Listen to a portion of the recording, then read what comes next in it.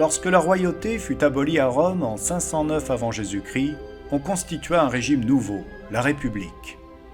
Elle dura environ 5 siècles et ses débuts furent d'abord marqués par la lutte entre deux classes, les plébéiens et les patriciens.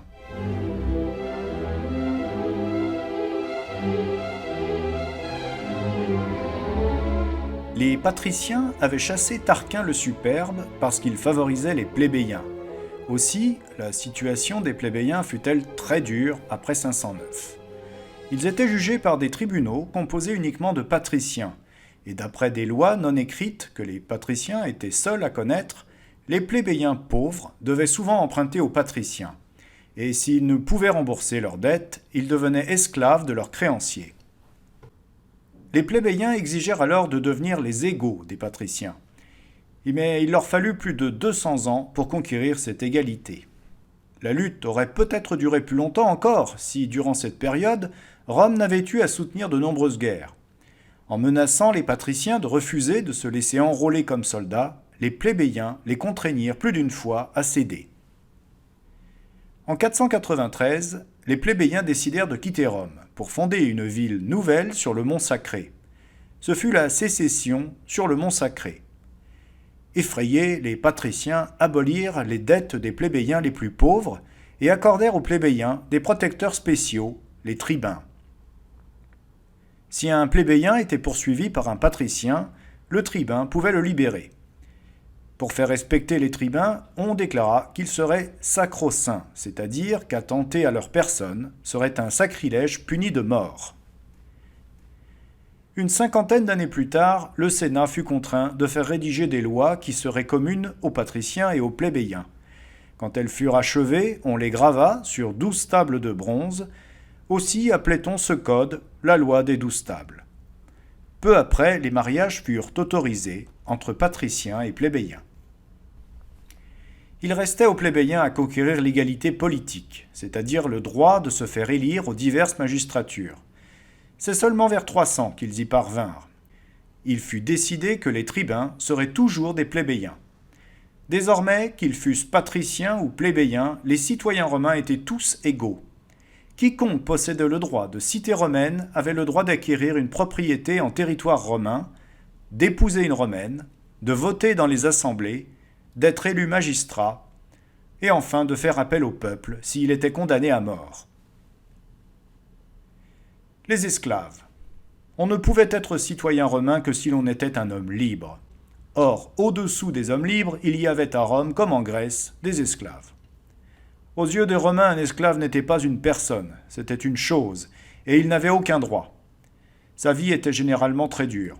Jamais aucun repos, sauf à la fin de décembre, pendant les Saturnales, c'est-à-dire les fêtes en l'honneur du dieu Saturne. À la moindre faute, c'était les verges, le fouet, les chaînes, la prison, parfois la mise en croix.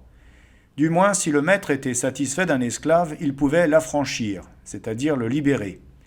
Il n'était plus alors son maître, mais son patron. L'affranchi ne devenait pas citoyen pour autant, non plus que ses enfants. Ses petits-enfants seulement pouvaient jouir du droit de cité.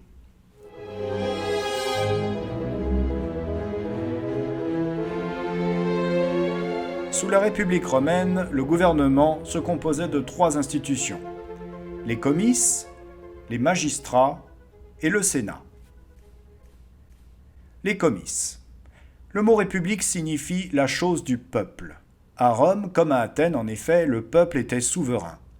Les assemblées, les comices, votaient les lois et élisaient les magistrats. On en distinguait 2 sortes, les comices centuriates et les comices tributes. Dans les comices centuriates, les citoyens étaient répartis d'après leur fortune en 5 classes. Chaque classe comprenait un certain nombre de centuries et chaque centurie comptait pour une voix. Or, dans cette organisation, les riches étaient favorisés. En effet, la première classe, c'est-à-dire la plus riche, comptait 88 centuries sur un total de 373, tandis que les très pauvres, ceux qu'on appelait les prolétaires, naturellement beaucoup plus nombreux que les riches, ne formaient qu'une centurie. Dans les comices tributes, les citoyens étaient groupés d'après leur domicile en quartiers, qu'on appelait tribus, et chaque tribu comptait pour une voix. Mais les pauvres finirent par être groupés dans 4 tribus, tandis que les riches en formaient 31 autres. Ainsi, le droit de vote était en fait refusé aux pauvres. Jadis, c'étaient les patriciens qui gouvernaient. Maintenant, c'étaient les riches, qu'ils fussent patriciens et plébéiens. Les magistrats. Le peuple réuni en comice élisait les magistrats. Ils pouvaient nommer qui ils voulaient.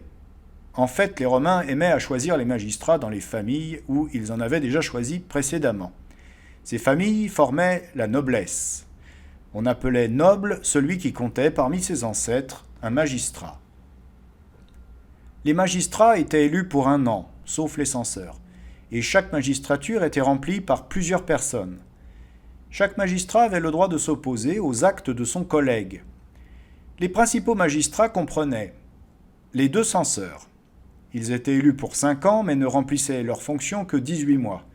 Ils faisaient le recensement des citoyens et les répartissaient dans les tribus, d'après leur domicile, et dans les classes d'après leur fortune. Ils dressaient aussi la liste des sénateurs qu'ils choisissaient parmi les anciens magistrats. Ils avaient enfin le droit de haute surveillance sur les mœurs. Venaient ensuite les 2 consuls, qui présidaient le Sénat, et les comices. Ils faisaient exécuter les lois, veillaient à la levée des soldats, nommaient la plupart des officiers et commandaient l'armée. Dans les cas très graves et sur la demande du Sénat, ils nommaient un dictateur. Puis les prêteurs. D'abord uniquement chargés de la justice, ils purent ensuite suppléer les consuls dans le commandement de l'armée. Consuls et prêteurs se partageaient donc l'autorité militaire. Les uns et les autres avaient le droit d'être précédés par des licteurs. Les licteurs portaient sur l'épaule un faisceau de baguettes d'où sortait le fer d'une hache. Mais dans l'intérieur de Rome, ils ne portaient pas la hache. Enfin, les quaesteurs, qui étaient des fonctionnaires des finances. Les édiles veillaient à l'approvisionnement de Rome et à la voirie. Ils organisaient aussi les jeux et les spectacles officiels. Les 10 tribuns n'étaient pas à proprement parler des magistrats. À leur droit d'intervention en faveur des plébéiens, ils avaient ajouté le droit de veto. Le mot latin veto signifie « j'interdis ». En vertu de ce droit, ils pouvaient s'opposer à toute mesure prise par un magistrat ou par le Sénat, mais ils ne pouvaient s'y opposer que dans l'intérieur de Rome et s'ils étaient tous du même avis. Le Sénat. Tandis que les magistrats ne restaient qu'1 an en fonction, le Sénat était une assemblée permanente. Formé d'environ 300 membres choisis par les censeurs parmi les anciens magistrats, il n'était officiellement qu'un corps consultatif à qui les magistrats demandaient son avis. Mais comme il était composé des citoyens les plus expérimentés, le Sénat dirigeait en fait l'État. En particulier, il avait la haute main sur les questions financières et religieuses et sur la politique extérieure. Lorsqu'il était convoqué par un consul, un prêteur ou un tribun, le Sénat se réunissait, soit dans un temple, soit dans un bâtiment situé à côté du forum et qu'on appelait la curie. Chaque sénateur donnait son avis après que le président le lui avait demandé et il parlait de sa place. Puis on votait et la décision du Sénat s'appelait Senatus Consult.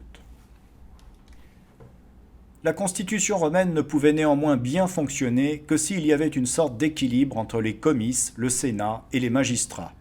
Il fallait que ces 3 pouvoirs fussent d'accord pour coopérer loyalement, sans qu'aucun n'essayât d'empiéter sur le domaine des 2 autres, ni de s'imposer à eux.